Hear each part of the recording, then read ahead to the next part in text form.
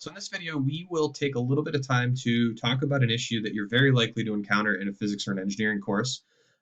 We are going to be looking at trying to determine unit vectors that travel the same direction as a given vector does. So the specific directions here for problems 13 through 18, which we're going to do number 14 from, ask us to find two unit vectors that are parallel to the given vector. Well, if we're going for two unit vectors that are parallel to the given vector, we have to remember what the definition of parallel vectors meant. Parallel vectors can travel the same direction, and that's what intuition would kind of tell you, or they can travel complete opposite directions. So if we find a vector that travels the same direction as the given vector, all we do is we multiply it by -1 to have that new vector travel the complete opposite direction and build our second parallel vector. So if we're looking for unit vectors, we need to keep in mind that a unit vector has a magnitude of 1 unit.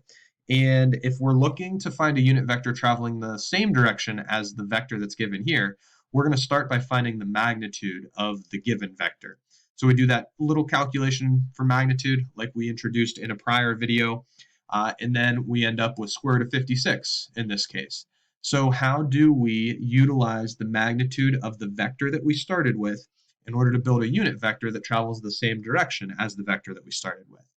Well, if the magnitude of this vector is the square root of 56, if I multiply this vector by the scalar 1 over square root of 56, 1 over its magnitude, what I'm going to end up with is I'm going to end up with 2 over the square root of 56, -4 over the square root of 56, and then 6 over the square root of 56. So whenever we divide all of the components of a unit vector, or excuse me, of a vector by its magnitude, what we end up with is we end up with a new vector that travels the same direction as the original. And the reason why we know that is proportionally, we still have the same proportion of this new vector traveling in the positive x direction, the same proportion of the new vector traveling in the positive y direction, and the same portion of the new vector traveling in the positive z direction as the original vector did. But if we find the magnitude of this vector, we will be able to show that it is 1 unit. So the common technique to use to determine a unit vector that travels the same direction as a given vector, just divide all of the components of the original vector by the magnitude of the original vector. Or like I mentioned a few seconds ago, that can also be thought as multiplying by the scalar 1 over the magnitude, 1 over the square root of 56. Like we said before we got into the discussion of the problem, if we want two vectors parallel to the given vector, two unit vectors parallel to the given vector, we now have a vector that travels the same direction as the given vector. And if I multiply this vector by -1, so essentially change the sign of all of the components of this first unit vector, I get a second unit vector that travels the complete opposite direction as the first unit vector does. But if they travel complete opposite directions, two vectors traveling opposite directions are still defined to be parallel to each other. If you look at what part B says, it says to write the given vector as a product of its magnitude and a unit vector. So this just kind of undoes what we did here in part A and kind of confirms that we did the right thing. So if I take the unit vector that travels the same direction as the original vector, if I multiply that unit vector by the magnitude, think about what happens when you multiply these three components by this scalar. The square root of 56, the root 56s are going to cancel on every term, and it takes us back to what we started with. This idea that we're using here in part B is definitely going to be exploited in the second example that we're going to talk about within this video, and that is this one.